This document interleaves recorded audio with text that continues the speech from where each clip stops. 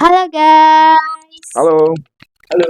di kesempatan hari ini kita dapat mengunjungi nih salah satu perusahaan industri terbesar di Indonesia yaitu PT Indofood Sukses Makmur Tbk Divisi Bogasari yang terletak di Jakarta Utara. PT Indofood Sukses Makmur Tbk Divisi Bogasari yaitu perusahaan yang bergerak di bidang industri bahan pangan yaitu tepung terigu.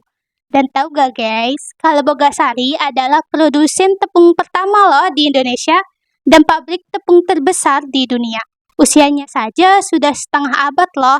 Tanpa berlama-lama lagi, mari kita berkenalan dengan Bapak Rudi selaku PR dari PT Indofood Sukses Makmur TBK. Halo, selamat sore Bapak Rudi. Selamat Bagaimana sore. kabarnya? Alhamdulillah, puji Tuhan sehat. Baik Bapak, sebelumnya terima kasih sudah mengizinkan kami untuk mengobrol secara langsung nih dengan Bapak pada hari ini. Sesuai tema kita hari ini, izinkan saya untuk Q&A nih dengan Bapak Rudi sebagai PR di PT Bogasari. Untuk mengetahui lebih lengkapnya, kita sudah menyiapkan nih 5 butir pertanyaan mengenai teori Maslow sebagai berikut. Baik Pak, pertanyaan pertama, bagaimana PR memenuhi kebutuhan fisiologis masyarakat melalui komunikasi efektif?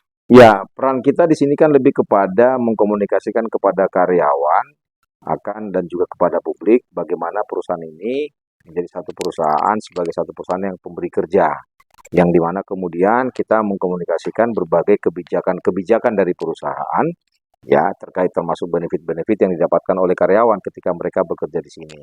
Ya, peran yang bisa kita lakukan seperti itu, karena untuk pengaturan secara gaji dan segala macamnya itu ada di bawah di wilayahnya, wewenangnya bagian HR, ya di bagian HR-nya di human resource kita lebih kepada bertugas untuk menjalankan peran untuk membantu mengkomunikasikan terkait benefit-benefit yang didapatkan oleh karyawan, baik dengan sasaran yang akan mengetahui komunikasi tersebut bisa internal karyawan maupun masyarakat luar gitu, kira-kira di situ perannya kita. Hmm.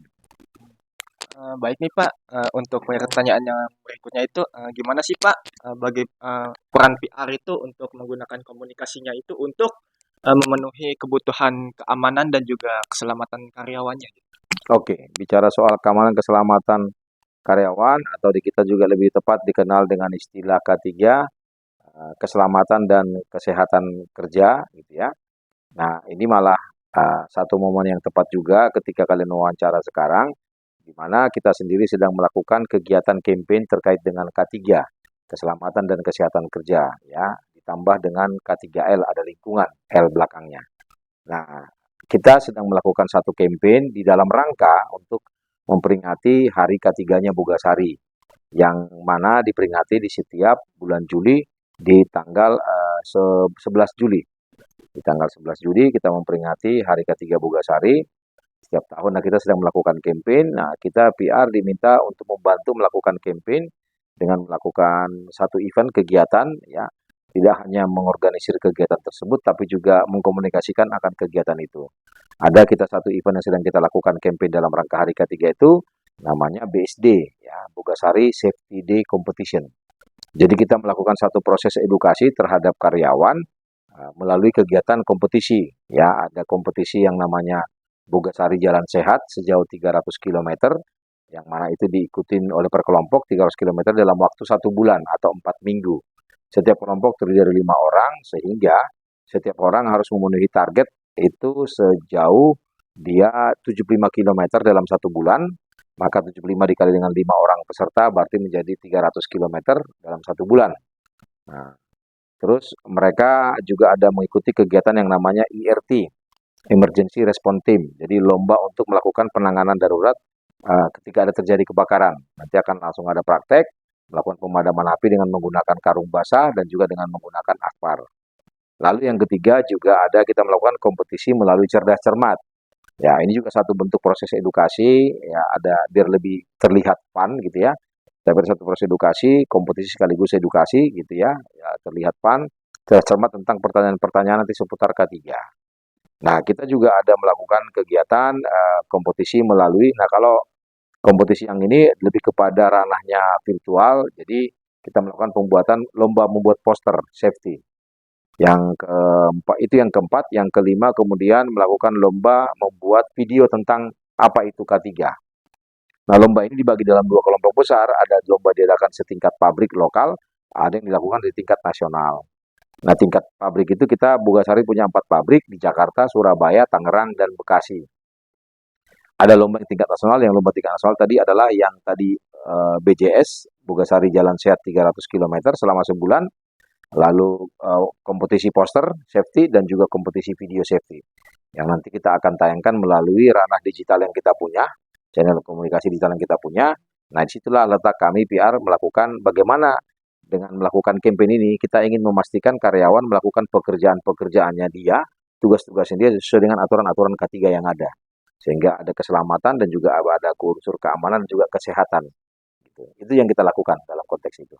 Gitu. Bagaimana cara PR untuk membangun hubungan sosial antara karyawan? Oke, membangun hubungan sosial antara karyawan. Memang kita tahu persis bahwa peran tugas seorang PR itu adalah membangun komunikasi di tingkat karyawan, di mana melalui proses komunikasi yang dibangun ini terjadi satu bentuk interaksi yang lebih intensif antara karyawan, sesama karyawan juga dengan manajemen.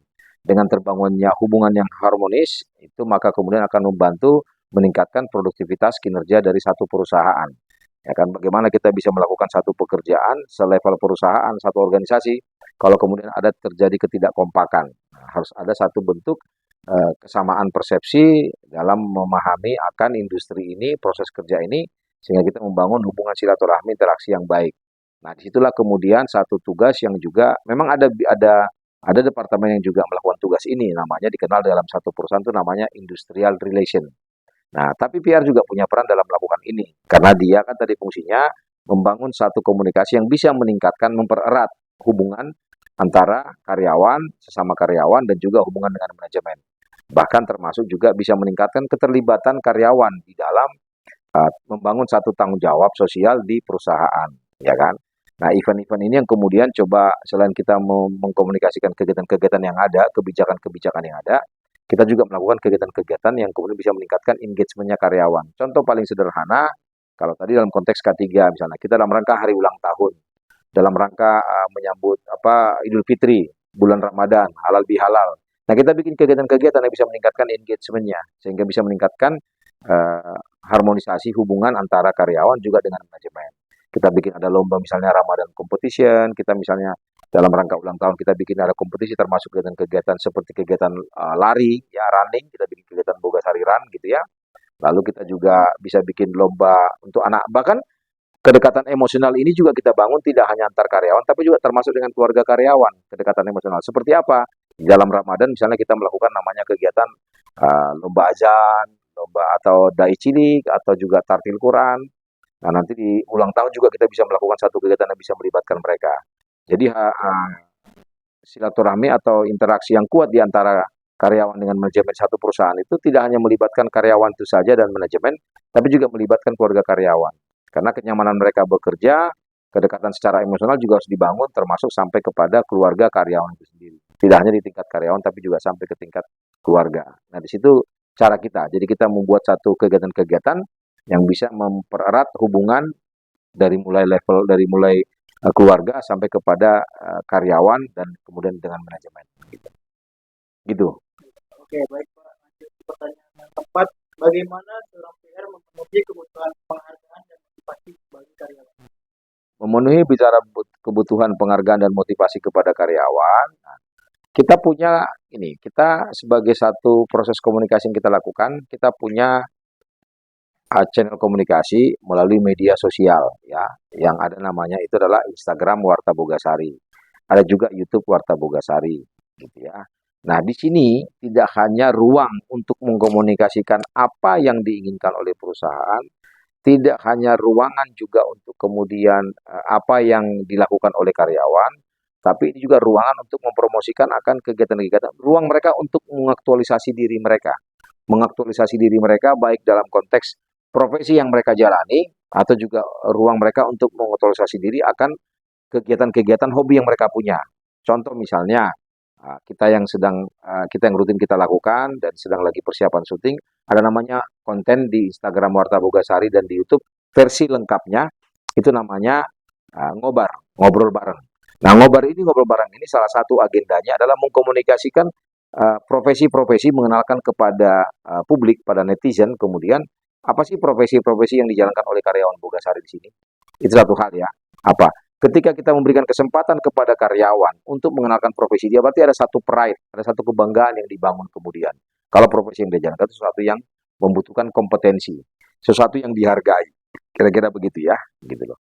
Nah, lalu kedua kemudian ketika kita tidak hanya menggunakan profesi yang mereka lakukan, tapi juga kita memberikan kesempatan kemudian kepada karyawan-karyawan yang punya kegiatan-kegiatan komunitas. Contoh misalnya di kita ada namanya komunitas biker, ya, pengendara motor. Namanya Bogasari Motor Cycling Club, BMCC.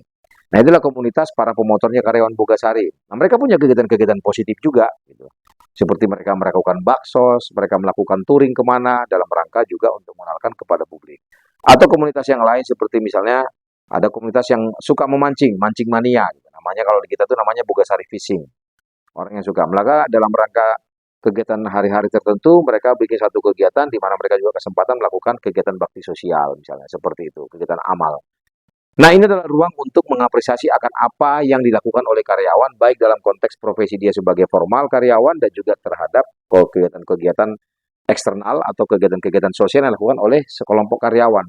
Ini ruang kesempatan bagi kita. Nah, kami di sini berperan adalah mengkomunikasikan hal itu, memberikan ruang kepada mereka untuk mengapresiasi mereka, bahkan tidak hanya diapresiasi oleh perusahaan, tapi juga ada saatnya untuk diapresiasi oleh publik. Wow, dia ada kebanggaan tersendiri ketika dia punya profesi itu. Nah, termasuk juga kemudian kegiatan-kegiatan lain yang dilakukan di luar dari berbagai komunitas. Nah, ini adalah peran yang kita lakukan, bagaimana kita memberikan ruang untuk mengaktualisasi, mengapresiasi kegiatan-kegiatan karyawan melalui platform komunikasi yang kita punya, terlebih platform komunikasi digital, yang mana semua bisa mengakses akan hal itu. Gimana sih peran PR itu mempengaruhi kualitas hidup karyawannya, Pak? Jadi komunikasi yang berorientasi pada kebutuhan aktualisasi diri. Oke. Kualitas hidup ini saya nggak tahu kualitas hidup yang dimaksud mau seperti apa, tapi yang kita coba lakukan adalah bagaimana karyawan bisa bangga dengan perusahaan ini, bisa bangga berkesempatan bekerja di sini, bisa bangga dengan pekerjaan yang profesi yang dia pilih di sini. Nah, terus kemudian juga mereka bisa mendapatkan nilai lebih bahwa di Bogasari mereka tidak hanya bekerja, tapi mereka punya kesempatan untuk menuangkan atau mereka punya kesempatan untuk menunjukkan hobi-hobi mereka, apresiasi mereka dalam berbagai kegiatan-kegiatan olahraga misalnya, ada badminton, ada futsal, lalu kemudian ada kegiatan juga seni dan juga kegiatan-kegiatan lainnya. Di situ kita coba membantu untuk memberikan ruang kepada mereka agar mereka merasa bahwa mereka punya kualitas hidup yang lebih lah, bahwa saya di sini itu tidak hanya bicara bekerja, tapi juga saya punya kesempatan untuk mewujudkan apa yang menjadi hobi dan kesukaan saya. Di sisi lain juga kemudian kita melalui platform yang kita bangun tadi itu, kualitas hidup ini saya nggak tahu apakah juga yang dimaksud dengan kualitas hidup misalnya secara rohani, gitu ya.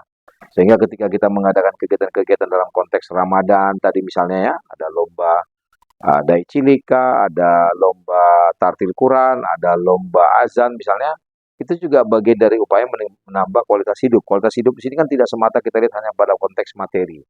Ya, karena banyak orang juga berkelimpahan harta, tapi juga dia tidak bahagia. Ya kan, ya persepsi bahagia ini yang harus kita lihatnya lebih secara utuh, tidak hanya bagi secara materi. Ada orang ya bahagia secara materi berkecukupan, tapi tidak bahagia. Nah, karena dia tidak punya ruang untuk mengaktualisasikan dirinya dia. Oh, saya punya ini, capek nih, kerja. Ada ruang-ruang yang bisa kita pakai sebenarnya untuk menambah ya kualitas hidup dia ya, tidak hanya sebatas bicara soal pekerjaan, termasuk bagi mereka-mereka yang punya hobi-hobi seperti olahraga tadi. Nah, kita menjembatani untuk mereka misalnya melakukan ikut kegiatan-kegiatan turnamen yang dilakukan oleh pihak-pihak luar, misalnya ada pertandingan badminton, ada pertandingan futsal. Apakah kemudian semuanya PR yang menjembatani untuk mereka ikut bertanding? Tidak semuanya kita yang menjembatani. Ada juga kita yang menjembatani. Tapi aspek lain yang kita lakukan adalah kita berikan kesempatan untuk mereka kita publikasikan di platform komunikasi yang kita punya. Ketika mereka mengikuti satu pertandingan, Ya, kita kemudian berikan itu, jadikan konten di dalam platform komunikasi digital yang kita punya. Sehingga dia merasa, wah, hidup gua nggak hanya bekerja, tapi juga saya punya kesempatan juga untuk menunjukkan diri saya kalau saya punya kemampuan di luar dari sekedar pekerjaan yang saya jalani. Begitu kira-kira. Semoga menjawab. Ini udah pengamatnya nih, yang ngamatin nih. Bagaimana Jos? Pendapat saya Jos? Hah? Jocelyn? Lu jangan bagus-bagus karena takut dari gua lu. Ngerti nggak? Nyambung nggak? Nyambung, ya udah. Oke. Lu nggak push ya, nggak apa-apa. Biarin aja masuk begini. Silakan. Baik, itu saja materi kita hari ini. Tapi namun ya gengs, kita ada beberapa kesimpulan nih yang dapat kita ambil. Yang pertama yaitu hashtag K3 Bogasari di tanggal 11 Juli tiap tanggal dengan suatu event kegiatan namanya Bogasari terhadap karyawan untuk kompetisi dalam bentuk 4 minggu, target 750 km per bulan. 300, salah. Lu ulangin lagi dong ini.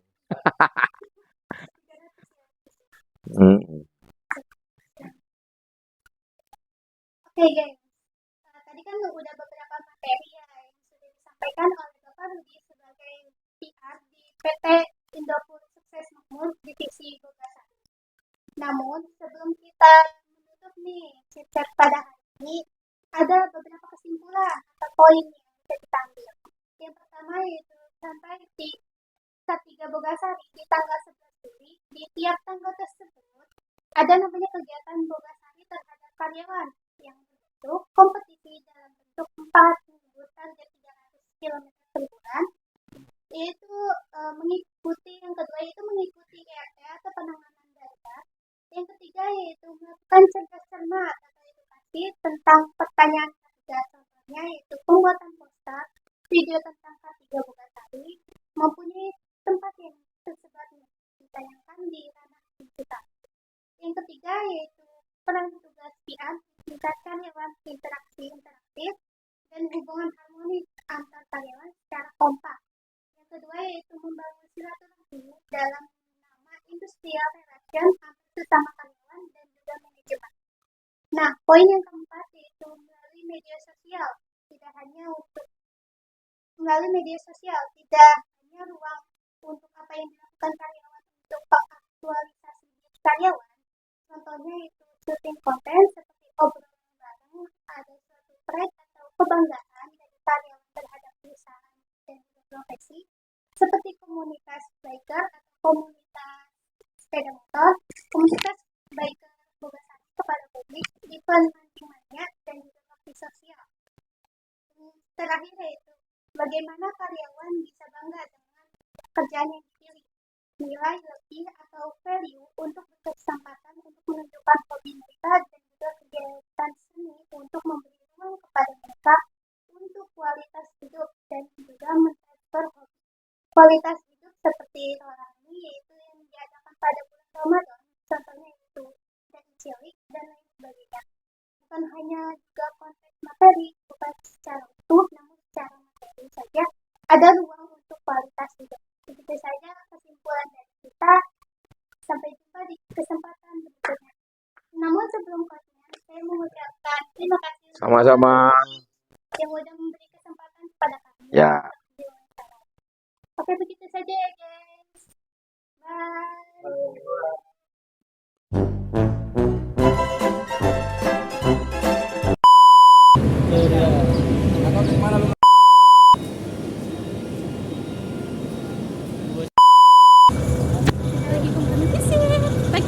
Kita lagi manusia KKN